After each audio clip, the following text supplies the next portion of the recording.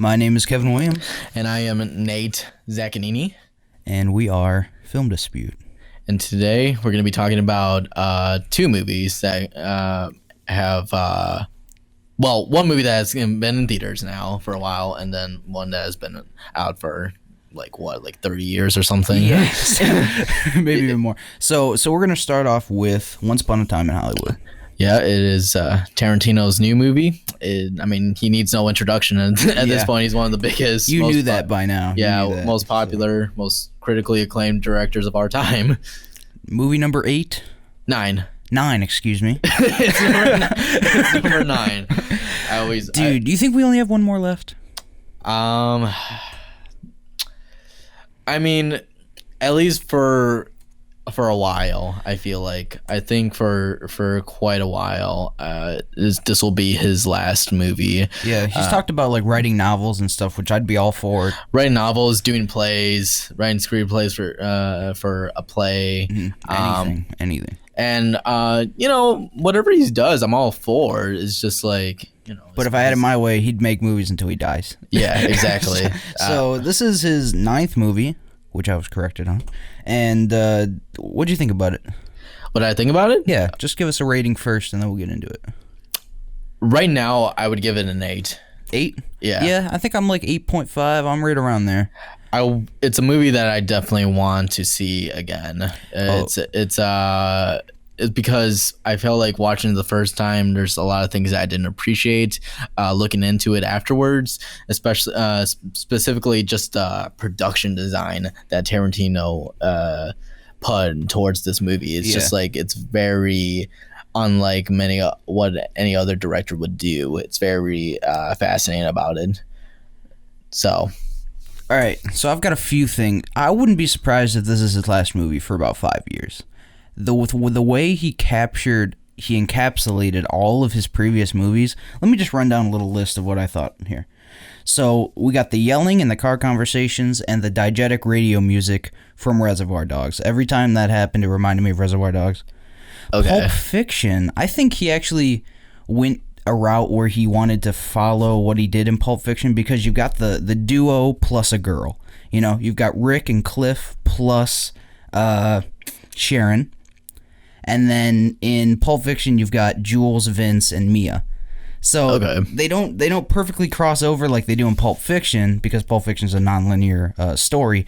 But it's just he brings so many things from his previous movies into this one that it's kind of a culmination. It felt like sort of like a finale of just like... Yeah, it almost felt like he was making a montage of his previous movies, almost. You felt like that? I really did. That's interesting.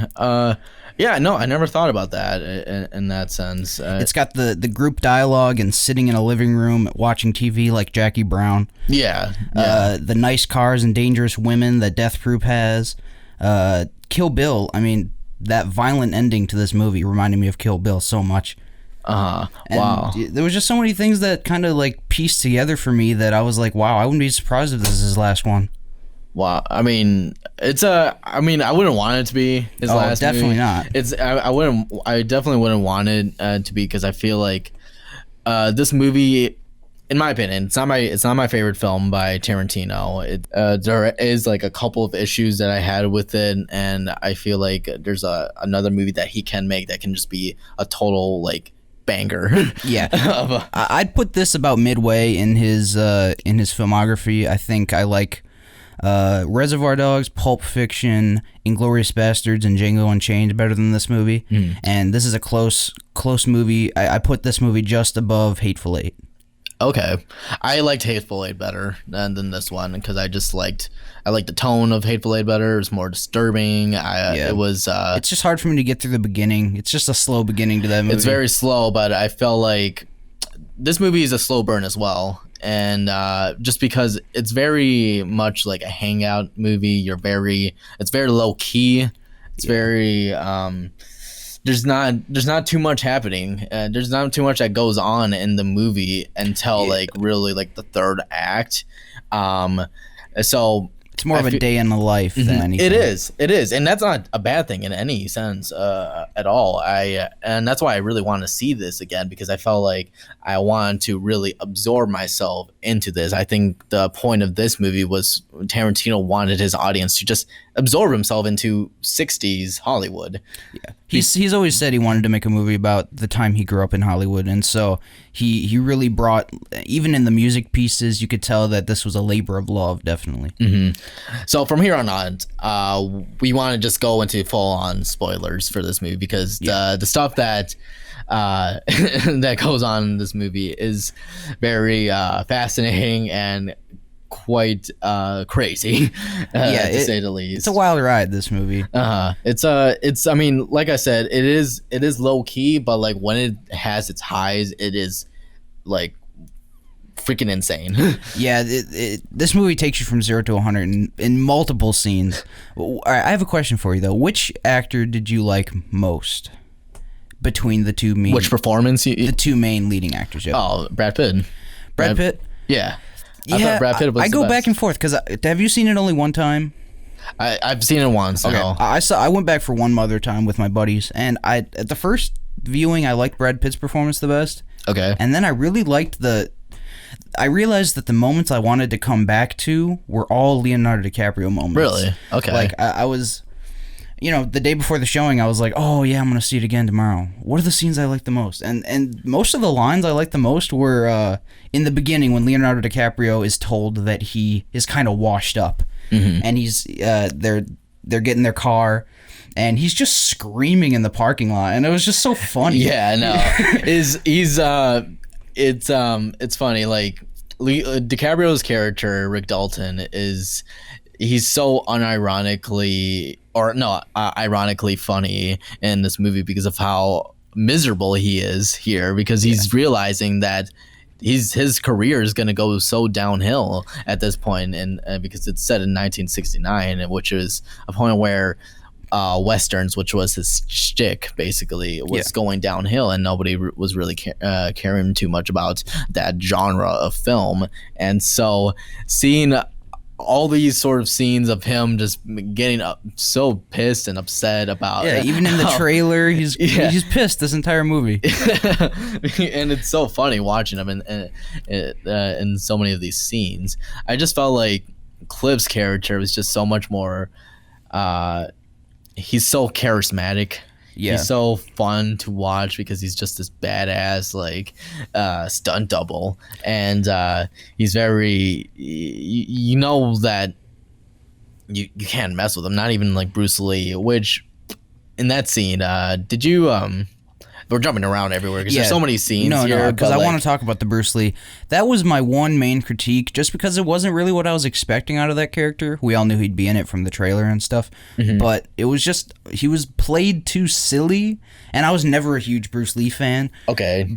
So I don't have any huge connection to him, but I just felt like that wasn't the Bruce Lee I was expecting. Did you think that was tasteless, the way Tarantino... People have said that, but because I don't have any connection to him, I didn't. But I can understand people who do have a connection to him who would. I mean, from the research that I did... Real quick, it's not a movie killer for me, is what I'm trying to say. Yeah, right. It's like, that scene in particular, from the research I did, Bruce Lee was a cocky guy. He knew that he was very well versed in martial arts and fighting and everything, and he knew a lot of that stuff. So I think they portrayed him well in the movie, and I didn't think it was very I didn't think it was definitely tasteless at all, really. Honestly, just seeing his ass getting kicked by Brad Pitt in the movie, which is hugely funny. And honestly, I think if Bruce Lee were to watch that himself, he would be laughing his ass off. Probably. So let's go to the end then. Let's jump right there. Okay. Well, leading up to this, it goes, like you said, it goes from 0 to 100 these last 15 minutes, and basically besides Rick Dalton and Cliff Booth's and Sharon Tate's storyline, you also see the Manson family in this film, which is it's do you know very much of the about the Manson family? I did a little bit of research beforehand, but not too much. Okay, yeah, like that's kind of like the my view on it going in as well. I knew that Sharon Tate was murdered by the Manson family going into this. And I feel like it's something that you should know going into this, because for some people, Sharon Tate's storyline, it's a big issue for like a lot of people in this with this film, is that a lot of people thought that Sharon Tate was sort of unnecessary. And with this entire movie, they felt like they could have just cut off Margot Robbie's performance from this movie. In my second showing, I went to see it with my friends, and they had no idea about the Sharon Tate killing. They didn't know anything about that, so I was surprised about that, because at the end of the movie, they were really confused, and they were wondering why was Margot Robbie in this movie, and so I kind of get where people are coming from there, but this whole movie, it's just like Inglourious Bastards. I mean, he's subverting the expectations. He doesn't expect you to successfully kill Hitler. We don't expect him to successfully kill Hitler, but he did there, and he saved Sharon Tate here. So I think it's just he was doing the unexpected. Yeah, they wanted to do that in a huge way with Sharon Tate's character, and it's just a misdirection the entire movie, and I think it's necessary. Yeah, it's necessary, definitely. I didn't feel like they could have. She is, however, in it a lot, and that felt like, to me, kind of just dragged out the pacing a little bit with the film. I wish they could have cut her scenes a little bit short. I would have liked her still to be in the movie, just like not as much, because it kind of did drag out the pacing. The movie theater scene, is that one of them that you could? Because I could have gone without it. I could have gone without her dancing in her car to the radio, because that is like a majority of her scenes is dancing to music. Yeah. It's kind of what it felt like. But like I don't know, that scene too.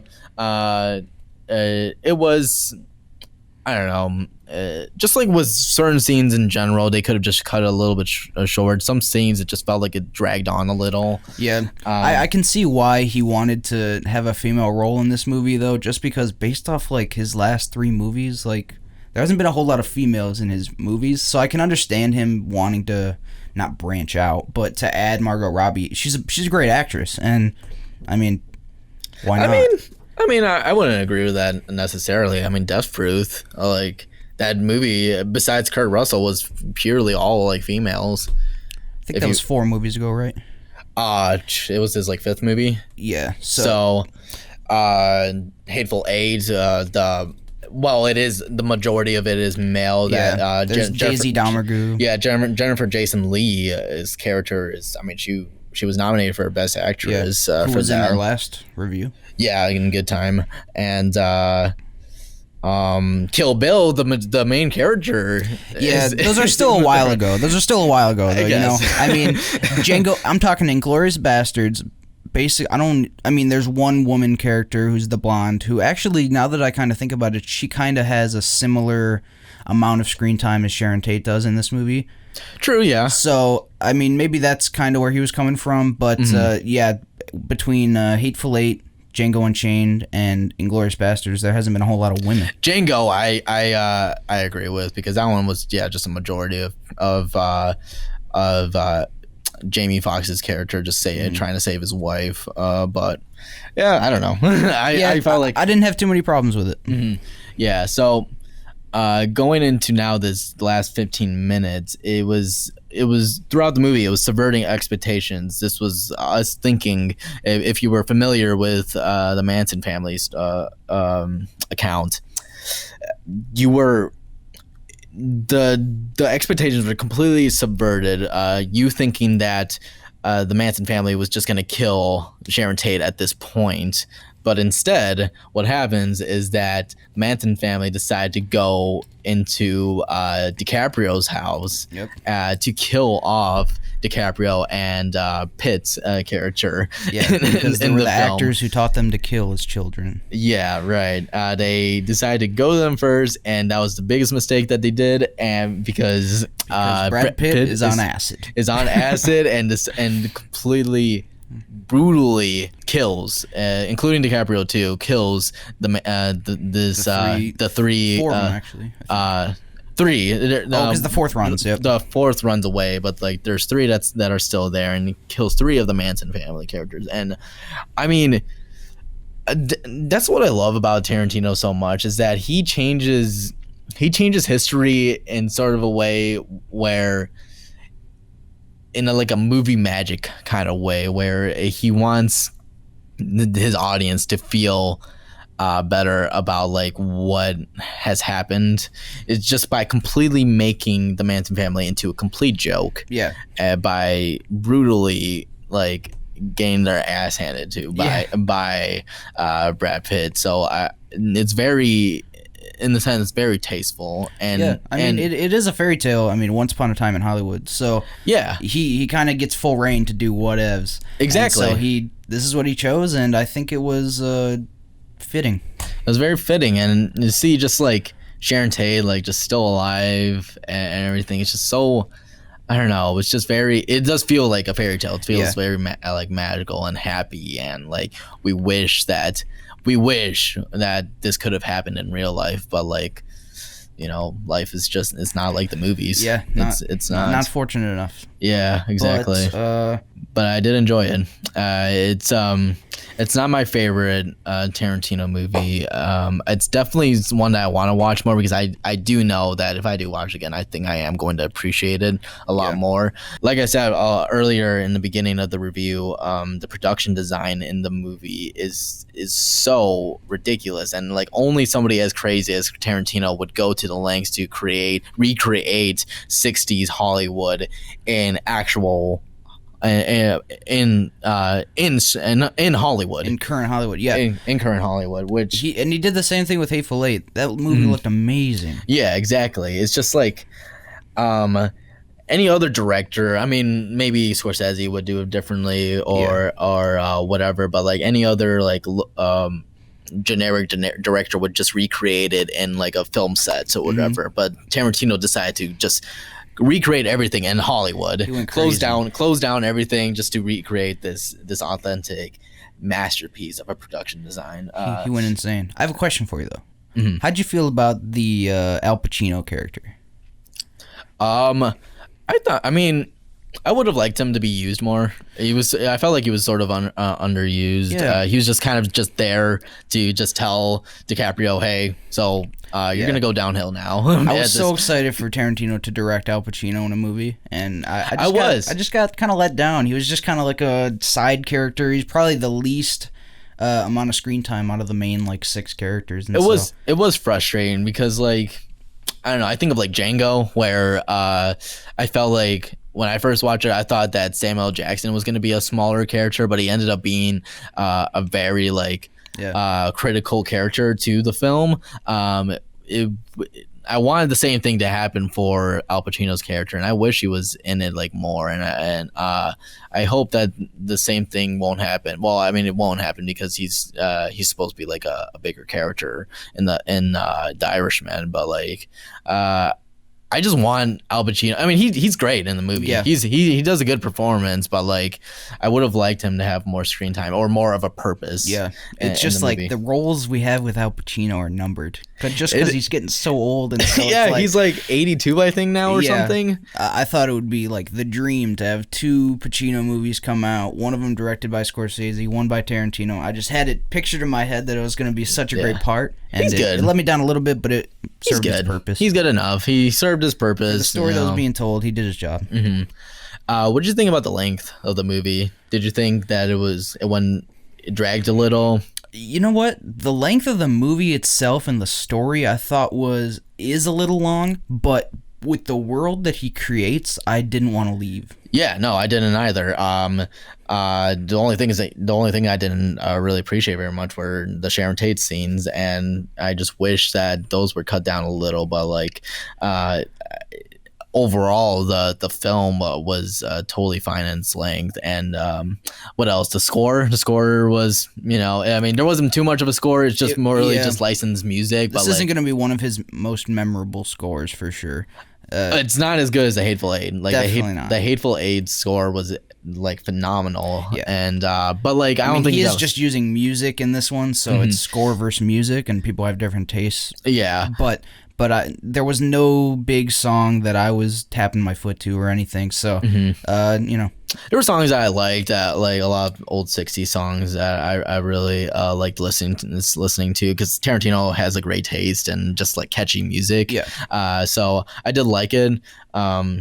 But yeah, I don't know if there's anything else we could talk about with this film. I thought it was great. I want to see it again. Another great Tarantino movie. So it's another great one. I think it'll take some time for this one to marinate with the masses, just to see where this one slides into his lexicon of films he's made. I think it'll take less time than like say the Hateful Eight though, because I feel like the Hateful Eight, a lot of people were very mixed on that one because of how dark it was. Yeah, it got pretty dark, but this one is semi-dark. I think I've heard a lot of people complaining about how the women were treated at the end by Brad Pitt, and I mean, they were there to kill people, so I don't have too much of a problem. But we live in a different time now than when Hateful Eight came out, so yeah, exactly. You do have to adjust a little bit.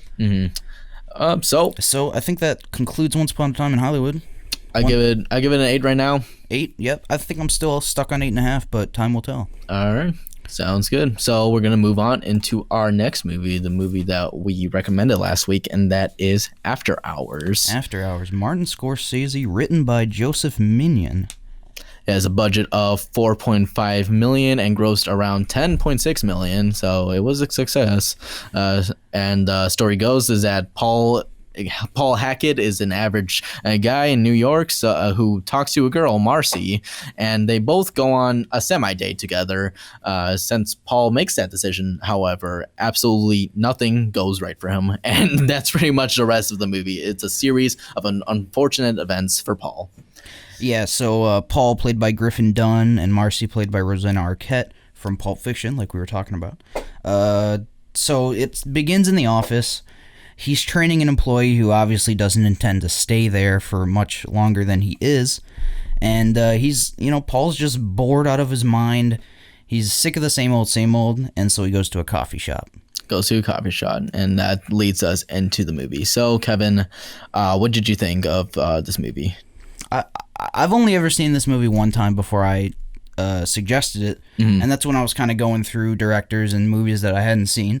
And this was one that kind of caught my eye because it was something I wasn't expecting from Scorsese, especially at this time in his career. It's different. It's a very interesting one because this was at a point in his career where he was kind of miserable. He was miserable because he was, at this time, before After Hours was made, he was directing The Last Temptation of Christ, which is actually a movie I haven't seen yet. I would love to see. Me either, but I hear it's his opus, so I'm excited. I do want to see that one eventually. But like, he was directing that at the time, and Griffin Dunne. I thought it was Griffin Dunne. Is it Dunne? Could be. I think it's Dunne, but I'm not sure. Okay. But anyway, Griffin Dunne and the producer Amy.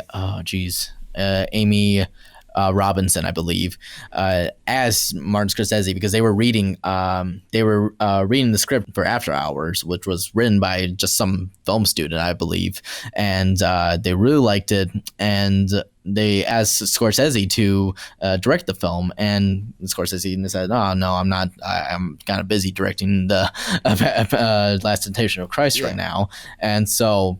The second director that they actually considered to direct the film was Tim Burton, which I honestly would have liked to have seen that. That would have been different, yeah. Yeah, I would have liked to have seen that because the movie itself was very... it's very surreal and very dark, but also very comedic. And very Beetlejuice, this movie is. It's very surreal, but also in a realistic very Yeah. it's surreal, but Most it's of the time, it's it still seems grounded. like a dream to me. Most of the time. It's very dreamlike, but still grounded. I think that's something that Tim Burton would have done, though. He would have done made it more dreamlike than what Scorsese did. He made it. Scorsese made it dreamlike, but he still made it grounded and in reality. Just Absolutely. like, just made it surreal in the tons of consequences that go on in this film. Just a chain reaction, this entire movie. So yeah, so Tim Burton was supposed to direct the film originally, but then, just like a few months later, Scorsese calls Dunn and Robinson just says, "Hey, my film is falling apart right now, and I just gonna have to cancel Last Temptation of Christ." So he stopped directing. He stopped making that film for a while and just decided to say, "Hey, I'm willing to direct this film now after hours." And so Griffin Dunn had to tell Tim Burton, like, "Hey, so Scorsese wants to direct this now." But surprisingly enough, Tim Burton was actually okay, like completely okay with Scorsese make this movie, because Scorsese was very well established at this point. He made Taxi Driver, Raging Bull, so many great movies at this point, so he was very well acclaimed already. So Tim Burton was actually completely fine with handing over the director's chair to Scorsese.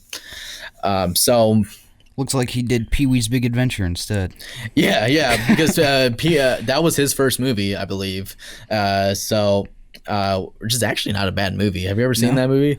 It's actually a pretty I've seen well done parts of movie. it, yeah. Yeah, it's a well done movie. But yeah, so that's like how After Our Hours got started, which it was, like I said, it was a weird point in Scorsese's career, because he was not he was not in a good place at all because of the way the production was going with Last Temptation of Christ.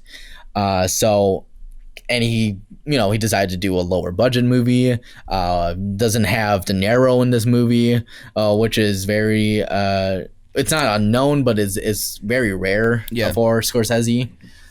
So it's a fascinating one. Yeah, it looks like it worked out good for both of them. It really did. So, back in the coffee shop. Yeah, back in the coffee Actually, shop. Scorsese's parents are seen in the back of this scene. Yeah, I did read that. Oh, you can never miss his mother in the shot. Yeah. She's always in one of his movies. Mm-hmm. So we're in the coffee shop. Rosanna Arquette, who plays Marcy, walks up to him. They get to talking, gives her their numbers. They exchange numbers, and then he leaves. Yeah, so this will see, and here you'll see sort of Paul kind of trying something new, I guess. Yeah. Because what the movie establishes here is that Paul is just kind of just this average low-life guy who kind of just is sort of in this routine. Yeah. And he, just somebody he's gotta talks branch to out him. a little bit. Yeah, somebody talks to him finally and is actually interested in him. So he decides he is going to take up Marcy on this offer, and he gets a taxi.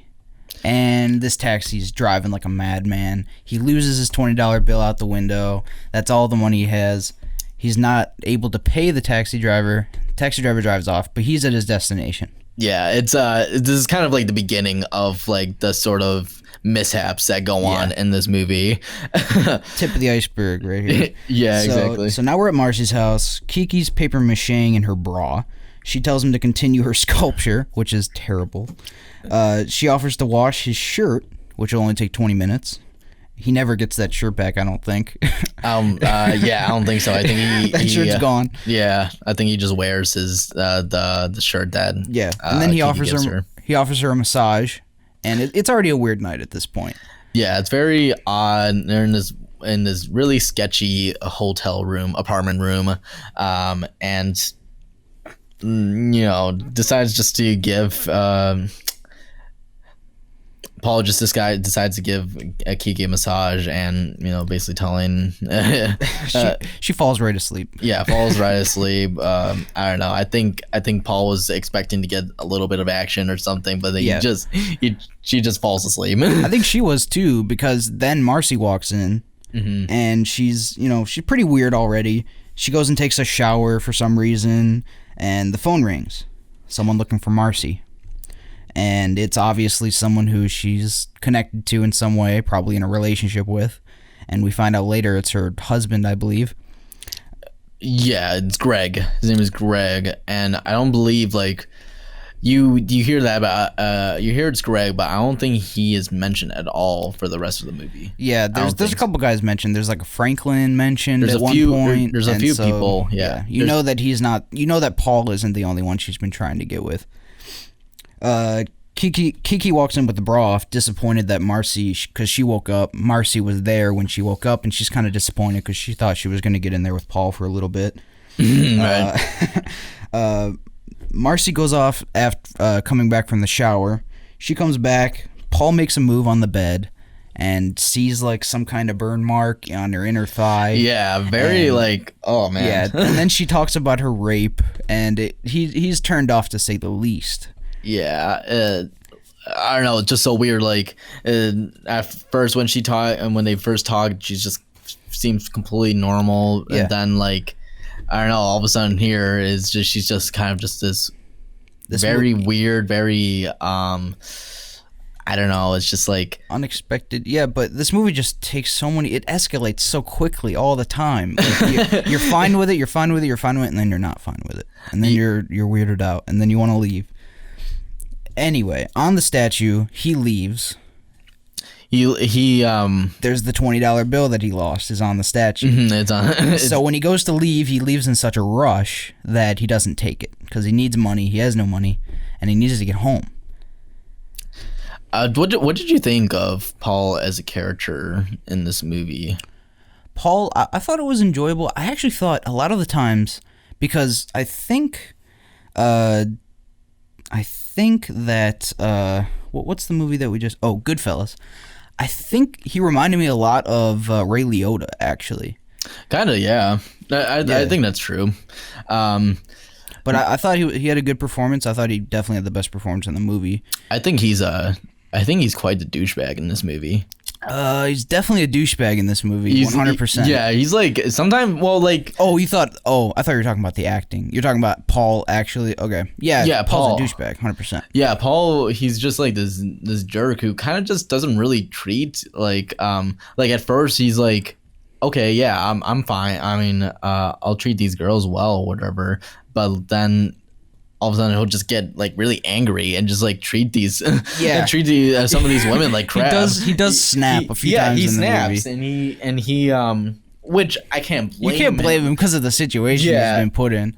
But yeah, it's all about like if you were really one of these women later on who picks him up to take a phone call or whatever, and he snaps on you, and you would think this guy's an asshole, but you wouldn't think that he just that Marcy's dead upstairs and stuff like that. So, this guy witnessed a few deaths. He's being chased by a mob who thinks that he's been stealing all their furniture and stuff. So, So I mean, you kind of understand it, but yeah, he is a dick in this movie. So we get into now. So they go back to the coffee shop with Marcy because she wants to leave because she was raped in her bedroom where they're sitting currently. Yeah. And so she wants to get out of there, understandably. So she goes with Paul to the coffee shop. And in this scene, they get coffee and it's on the house. They say that it's on a house by Dick Miller, who I actually like a lot as an actor. He usually comes in cameos, but he was in like a lot of B movies back in the 50s. And I don't know, just like ever since during like the 80s or 90s, he was like in these like he just came in like cameos, and he's always very charismatic. Yeah, I recognized him. Yeah, he's I don't know, he's in many other movies. I'm trying to remember what other movies he's in. So when they ask for the check, he says it's on the house. Different rules apply when it gets this late. It's like after hours. So that kind of sets up the whole idea of when it gets late, the rules are changed. Yeah, especially in the town that they're in. So we go back to Marcy's house. They sit on the bed, smoke a joint. Paul tells Marcy that her weed isn't good. It might not even be weed, he says. She claims it's Colombian. He says, no way. Yeah, I guess he's very well versed. And so this is where he kind of begins to snap. Like, this is his first little mini snap. Yeah, just saying, yeah, like. He tells her he just came for paperweights and he's not interested in her. He's way more interested in the paperweights than he was in her. And he just wants to leave. And so Marcy leaves the room. He leaves, doesn't grab the 20 off the statue, which would have saved him a lot of grief. And he's off. Yeah, this was sort of just a strategy for him just to kind of just get out of there, just to be a total dickhead to Marcy. And so, just... But in his head, he's like, I'm never going to see this girl again. I'm going to go to the train station and I'm going to leave. Yeah, and so he goes down to the train station, and he only has 93 cents on him. Yep, 97 cents, and the prices are raised to $1.50, and they're not letting him through. They're not letting him through. And it's raining, by the way, pouring rain. So pouring rain. He's almost out of options. Yeah, so like there's a funny scene where he tries to sneak onto the train, and they push him off, and then they push him off. He's literally jumping over the handlebars or whatever, and the freaking security guard comes straight up to him. That's a bust. So he walks over to a bar, I believe called Terminal Bar. He has no money and he just wants to sit there. He has no money, and the waitress is making eyes at him. And he just wants to be alone. Really, he wants nothing to do with this girl, especially after the other two he just dealt with. And you see the bartender, who's played by John Hurd. It's interesting because I haven't seen him in very many other movies. A lot of people are very sad by his passing because a lot of people knew him from Home Alone. Played as the dad in Home Alone. So it was interesting to see him in like a different role, because he's definitely he plays as a bartender here, and he's very he's a low key sort of grounded guy. He's one of the coolest guys in the whole movie. Like, yeah, he's just like this chill guy, but then there's other points where he just gets like super angry and upset, and we'll find out why later on. Yeah, exactly. So it was interesting to see him in this movie. He's in this bar. Bartender offers to I believe his name's Tom. He offers to pay for his train ticket. And he's like, that's great. And then there's a knock on the window. Is that no? Yes, there is a knock on the window, and he's holding up 3 fingers. And he says, damn, that's the 3rd house that's been broken into in my apartment. And we learn later that there's been 8 in the entire week. So he doesn't live in the best spot. But he does trust this guy to go get the key to the register because he can't get into it. And the key's in his apartment. Yeah. So he gives this guy the keys. He goes to his apartment. And he floods the bathroom. It's really bad. And then he gets caught on the way out because they think he's the guy who's been robbing everyone. Yeah, exactly. So it doesn't. I don't know. He's going through so many rough points now. It's you see that he's starting to get really exhausted over this. And even Martin Scorsese, throughout production of this movie, did you hear that? That was me. Sorry. Oh, okay, no, bro. But like, Martin Scorsese told Griffin Dunne to, 1, refrain from sex and refrain from sleep, just to add more, just so himself can add more paranoia to his character, which I thought was very funny. Martin Scorsese is very good when it comes to directing actors.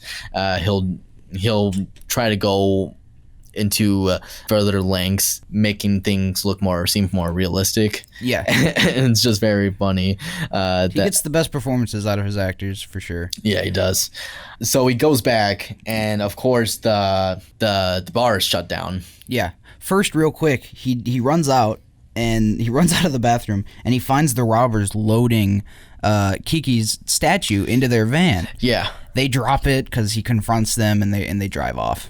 And then he takes the statue over his shoulders, brings it up to Kiki, who's been like tied up, and I guess it's her boyfriend who tied her up because she's like, "What? I just sold my TV and my statue. What do you want?" It makes no sense. Yeah, it makes no sense. It's just like totally random, and like Kiki's so nonchalant about it. Yeah, she's like, oh yeah, just tied up, whatever. Exactly.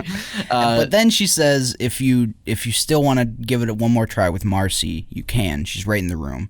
And so he goes in there. She's asleep, kind of half asleep, and he's talking to her. He's saying how sorry he is, and that she just, he got weirded out and he freaked out and ran away, and he apologizes. And she's dead. You realize that, yeah. She took a bunch of sleeping pills and she's out. That girl dead. She's dead, and it's weird because so many characters are connected to her, and it's really weird, including Tom, the bartender, who he's trying to get the money from so he can get home. So he's got a lot of loose ends tied everywhere around the city. Because you find out that Tom immediately after. Because like Paul goes back into the bar and meets with the waitress there, who says to him that she quit the job. Yeah, because she was telling him before how much she hated her job, and she decided to quit, and she was happy, and she told this guy. Mm-hmm. And then they both walk over back to the bar, and it says closed, be back in 30 minutes. And before this, when he's still at Marcy's house, he calls the police, reports a dead body, and I thought it was funny, he hangs up signs that says dead body here, and he leads the police into where her bedroom is. Right. It's funny. So once he gets back, he sees Neil and Pepe's van and screams, I didn't know that they were just buying something, which would turn out that they were actually the robbers. Yeah, but right. And then the waitress lets him inside to wait. Lets him inside her apartment, and it's a very weird room that Paul is in right now, because there's like, I guess this waitress or whatever is overly paranoid or whatever, because she has like a ton of mouse traps up against her bed. Yeah, and just like I don't know, it's another sign that this girl is crazy. Yeah, from the start, like this. You already know that there's something up. With Marcy, it was a little bit different. She was, you seemed like she was normal, but like this lady here, this waitress, is just like everyone gets increasingly more crazy, because when we meet Marcy at the coffee shop, she's perfectly fine, nothing wrong at all. Mm-hmm. We go to Kiki's, and she's the next woman we meet, and she's a normal human being. She's pretty much chill, but she's got some weird habits, and so she's paper macheing in her bra, and that's weird. And then she falls asleep, and that's also weird. And then everyone gets increasingly weirder as we go through this movie. Yeah. So Tom gets back, and he runs, and the waitress says, will you ever come back? And she doesn't believe it, but he does end up coming back. But he runs over across the street to the bar, tells Tom, hey, I came back, and Tom at that point thought that he had been robbed blind by Paul. Exactly. And Paul also talks to him about the waitress and like what he should do, whether he should leave or just stay with her. Yeah. Tom says, what is she gonna do, kill herself? Immediately after. Oh my And then gosh. the phone rings. The phone rings, and it's the police, because Paul called the cops about the dead body, who let her husband know. She's actually his girlfriend. But anyway, he takes the phone call, and it's right as he's about to get the money, we can open the register, everything will be awesome. And the bartender turns around and says, my girlfriend just committed suicide. And we don't know it's the same girlfriend until he says she overdosed on sleeping pills. And then he cries out, Marcy, why? Oh my God. It's just, this movie is insane. Yeah. And when I first watched it, I was like, this is a Scorsese movie? Like, it's just so off the walls. It is. It's very funny in like a sort of like a dark way. I feel like this one, it leans more towards comedy. Well, he had just done The King of Comedy. That's his movie before this. Yeah, and that's a very funny movie. And but like, I think this one is very leaned over towards like ironic comedy, I guess. It's almost, I would classify it under almost like experimental film. It's like, it's just that weird. Down to the cinematography as well, because Yeah. the cinematography in this movie is also very well done. The editing is very Scorsese it's very quick. The film is fast paced. Originally the movie was like 40 minutes longer, and I think that would have totally dragged out the movie Yeah. because it's supposed to be very thrilling. It's supposed to be very intense and leaves you on the edge of your seat. Yeah, which is kind of why I recommended this movie after we did Good Time, just because it's kind of the same type. I can see you. I see why now you recommended it, because it is very similar. Jerks you around the entire time. You don't know where you're going, and yeah. And like this movie and Good Time, it's a film that dedicates to these characters, dedicates to nothing going right for these characters with Robert Pattinson and Griffin Dunn's character. So I definitely see the parallels He just between leaves those. a devastating trail all the way. Exactly. Yeah. So Paul's at the bar, and it's funny because when he gets the news that Marcy's dead and that Tom knows about it, the guy next to, I think it's a gay couple or something. It's a gay couple, yeah. They walk, or they talk to him and they say, "What could you do? There's nothing. Not like you did it." And it's not Paul's like "Oh, thanks, bud, helped me out a lot." So he doesn't know what to say. He runs out and goes back across the street, because where else is he gonna go? Yeah, it goes back to the waitress, and she's got a gift for him because he returned. Gets a gift. She's got a paper mache bagel with cream cheese, which was made by a local artist named Kiki, and he snaps at that point because things are too. His life is too connected at this moment. Yeah, it's too surreal and it's just too screwed up, and just like, all right, yeah, I gotta leave now. I gotta try and get out of here now. And so he immediately just leaves the waitress, and then he goes into. He sees the van guys one more time as he leaves, and at this point he couldn't care less about those guys. He slowly walks behind them as they have a conversation. This is actually where the audience learns that they are the robbers, right? Because they're talking about, I missed that statue, and where is it? And that's the only thing I've ever paid for. Yeah. And so that they're on the hunt for that, and they storm off, and you've just got Paul walking to nowhere, really. He doesn't have a destination at this moment. Yeah. I think. Does he meet the next girl? I think this is when he goes into the coffee shop and he says, "Hey, listen, I just need to use the bathroom." And the guy says, "Hey, you gotta pay for something." And so he orders a burger, and he says he just needs to go put a quarter in his meter, and he storms off. Okay, so yeah, so then his next destination actually is going to, because when finding out that Marcy was dead, Kiki and her boyfriend went to the club. Yeah, that's right. He takes the note out of his pocket, which tells them where they were going. They're going to some nightclub, and he heads there. Yeah, heads over there. Meets the bouncer. Meets this bouncer is very. It's Mohawk night. Yeah, it's a very funny scene of him just trying to get into this club, but the bouncer's not letting him because he doesn't have a mohawk. And then he says, "You can pay me." And so he says, "Why didn't you just say that?" He reaches into his pocket, he takes out the 97 cents, pours it in his hand, and he says, "It was worth a try. I just didn't want to make sure you didn't try everything before you left here." And so he pockets the money, but he lets him keep a quarter. and he's just messing with him at this point. Yeah, so the only way that he's able to get in is if he gets a mohawk himself. And so he says, "You really want to come in?" And the bouncer sends him to the mohawk stage where he tries to get a mohawk, but he runs away. He does see Kiki. Because he sees Kiki, and he's just like, "Nah, screw this. Yeah. I can just run over there and just see Kiki." He's not able to get to her, and he just I think he just runs out at that point. Because now I think he just runs out of there because so many people are just chasing after him. Yeah. Sorry, guys. There's a lot of stuff that happens in this movie. We're trying our best here to remember. So he does storm out of there, and he goes back to Marcy's house. He gets the $20 off of the statue, and that's when he looks out the window, and there's flashlights, and all the neighbors are looking for him. And so he kind of backs up slowly, walks out, and leaves. He hails the same cab from earlier, who has this other woman who's getting out, hits him in the shoulder, cuts him open, and that's what makes him look at the driver, and he realizes, hey, I've got your money, take me home, here's a 20. And the guy snatches it and drives away. How does it feel? Drives off.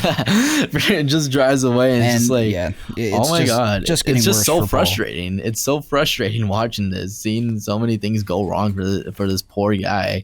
It's just like he's so undeserving for it, even if he is like a douchebag. It's just like at a point it's just funny. It's funny watching him like just like fail at everything, get rejected by everybody, and the girl who gets out of the cab, who's played by from Beetlejuice, and it's funny, she's also plays the mom in Home Alone. Oh yeah. So you see John Hurt and this, I can't remember her name, but you see both of them in this movie, which I think is funny. And she offers to take him home to fix his wound or whatever, and he just wants to use the phone.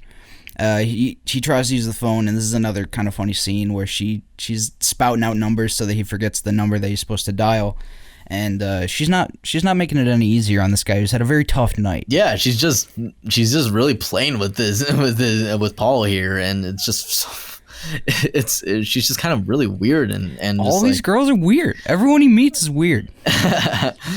So it's just like. It's a frustrating thing to watch, and so. But he tells her how frustrated he is, and he says, "Listen, I'm just trying to get home." And she goes, "Oh, I've got an ice cream truck, and I'll take you home." It's so random. Gets weirder, but she offers to take him home in the ice cream truck, and I think is it a wanted poster that she sees on the way there? Yeah, she sees a wanted poster, and she says, "You're screwed, buddy," and she blows a whistle, and here comes the mob. Yeah, you get a random mob plus ice cream truck. Yeah, it's just like, oh my god, it's just ridiculous. Like, he hides in like some alley, and through a window he sees a wife shoot her husband to death like 5 rounds with a revolver, and he's like, I'm sure I'll be blamed for that too somehow. It's just so random and like ridiculous and just like thrilling, and oh my gosh, like nothing, absolutely nothing. It's going right for him. I'm only saying that a lot because one thing about this movie is just it's very repetitive. It's a lot of the same. He traps thing. himself, and he has to get him out of the trap every time. He does that about 4 times in this movie. Yeah, it's ridiculous, and so he goes back into the bar, and John Hurd finds him. And he's just like, look, I'm begging you, I just want to get out of here. It's actually the coffee shop. I thought it was the bar too. It's the coffee shop that he ordered the burger at and had to leave. Yeah. And I thought it was funny because he walks in and he gives him that burger and that coffee. It was just another funny button on that scene. Yeah, I mean, that is what I meant. Yeah, Tom is grieving there also, the bartender from the bar, and he tells him, hey, listen, man, everything will be fine. Because he's talking to Paul, and even though this guy just had his girlfriend get murdered, but technically, he's having a rough night just like Paul is, and so Paul's just trying to calm down, and Tom goes to get his keys so that Paul can go home. Right, and so. But as soon as he leaves, there's the ice cream truck. There's the ice cream truck. And he peeks up. And we see the taxi girl talking to the bartender, Tom, and she fills him in, and now it's Tom plus ice cream truck plus entire neighborhood mob who's chasing him. Yeah, so man, so he runs away from that, and then during while he's in that coffee shop, there's this just random lady who this random goth lady just goes up to her and hands him a pamphlet or a flyer. I mean, an invitation, really. And it's just that was one of the moments where I was like, this has to be a dream, right? This whole movie has to be a dream because it's just so random. This one lady walks in, hands him a thing, does a 180 and walks out of the place. Yeah. So once he runs out, he knows he's got nowhere to go except for this invitation that's in his hand, and he's being chased by the ice cream truck, by Tom, by all these people. And so he runs into the nightclub because it's invitation only, and he knows that the people can't get in, but he can. Yeah. And it's only it's only him in the club. It's only him, a bartender, and a random lady who lives there. The bartender says, we're going to close in a few minutes. Why is it so empty? This is invitation only. And then he points to the girl who's always there. Kind of an older lady, I'd say like 45. Definitely 50. older than the other ladies in the movie. Yeah. And so he gets to talking with her because there's nothing else he can do. He pops his last quarter to his name in the jukebox, turns on a song, starts talking with her. Yeah, and it's one of the few like chill, relaxed scenes in the movie where it's just him. He just asks her, "Hey, do you want to just dance?"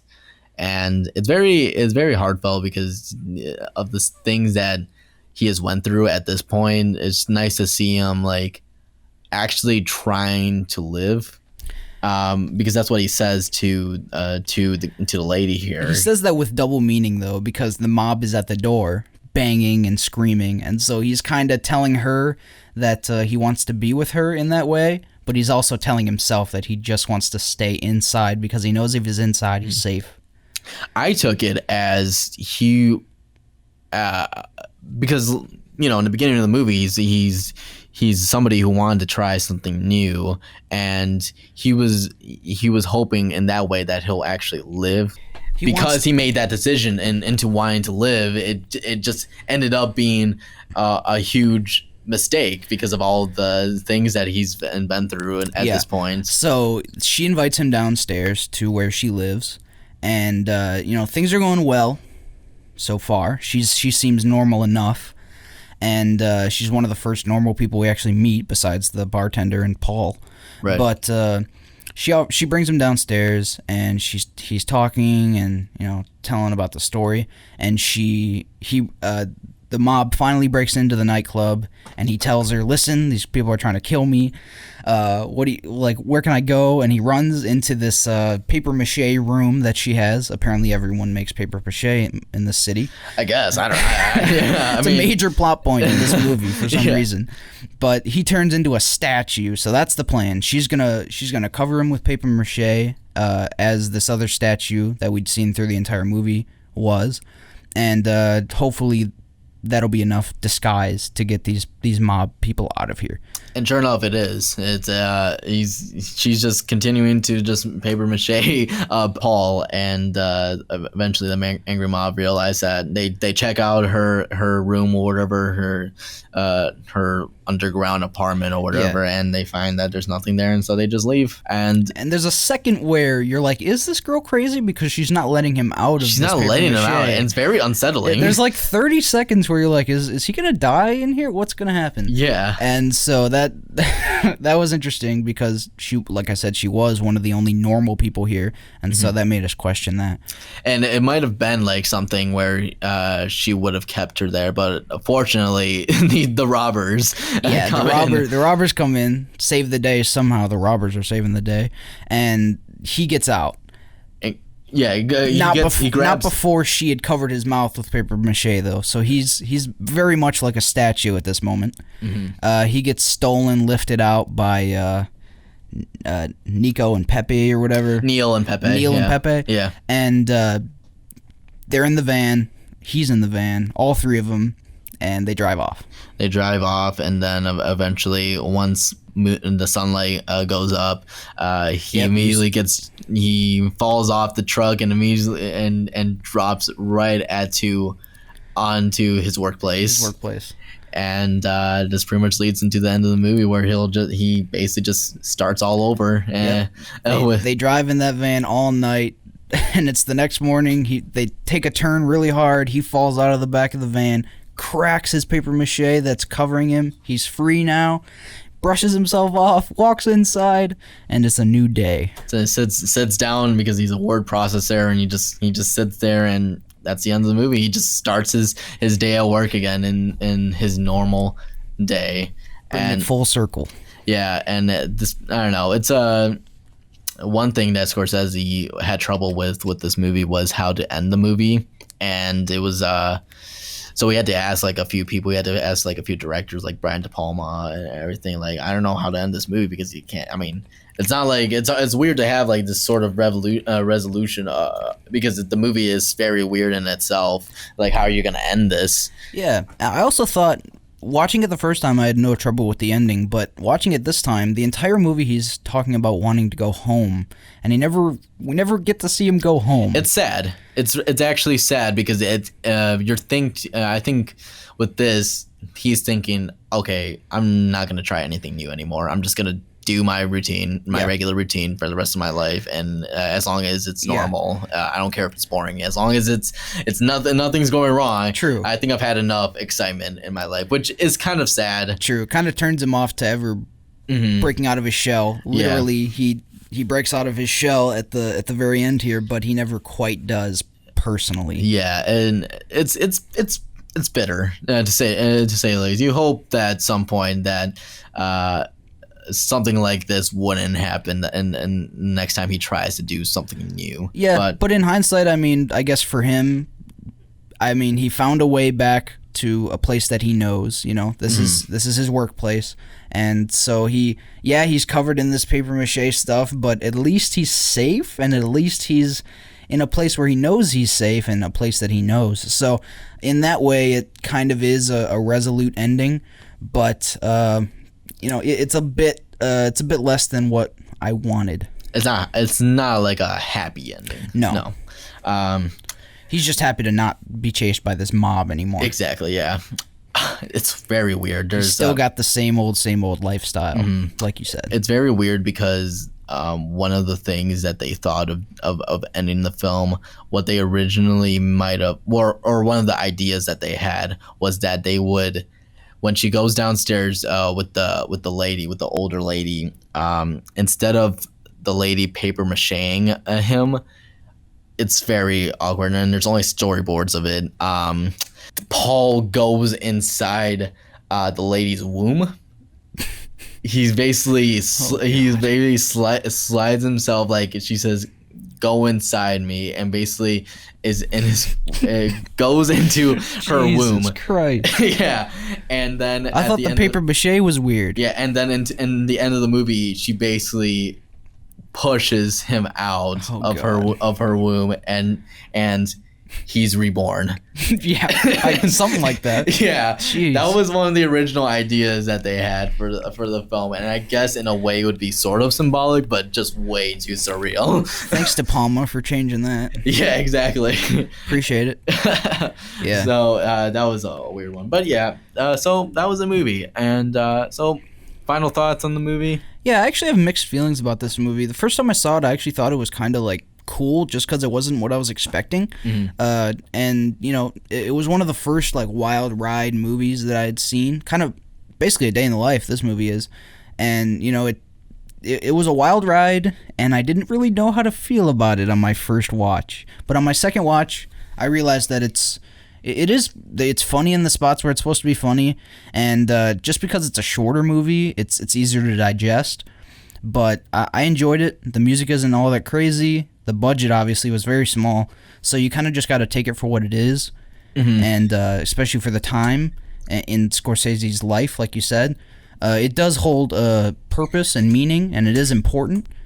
But I'd give it like a 7. A 7? Really? Okay. I'd give it like a light 8. I give it like a very light 8. But like, because it's definitely not one of Scorsese's best films. There's tons that are way better, but I mean this one's very different. It's a little harder to rewatch, which is why I go a little lower. I mean, I've watched it twice since recording this, before recording this, and I enjoyed it both times. It's very well done, and especially in its cinematography. It's they did like a lot of interesting shots here that I really enjoyed, including the Kiki dropping the key to Paul. That was like, I don't know if you've noticed that, but like the way they made that shot, they actually had the only way that they had to they were able to get that shot was to actually drop the camera yeah. with a bungee cord, which was very dangerous because it could have easily fell. Yeah. It could have easily fell on Griffin Dunne's, and he would have gone. Jeez. He might have been killed.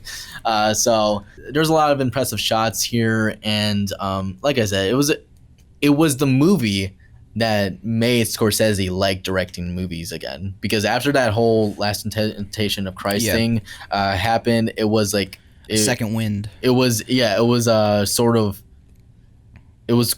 realizing like he kind of went back to his roots and sort of tried to start from scratch, I guess, and he realized he had such a great time doing this. Like, all right, I think I can direct Last Temptation of Christ now at this point. So, and then not too long later, Goodfellas comes out, and and he's this. I guess we're better for it that he made this movie previously, so that he could make the movies he did after. So that was our review of After Hours. We're gonna have to make an edit there. I forgot the name of the movie that we've just been talking about for an hour, but that was our review of After Hours. I keep wanting to say Good Time, and I stop myself every time. It's similar. It is similar, and especially with the 2-word title. But so I think that wraps it up. Yeah, it wraps it up.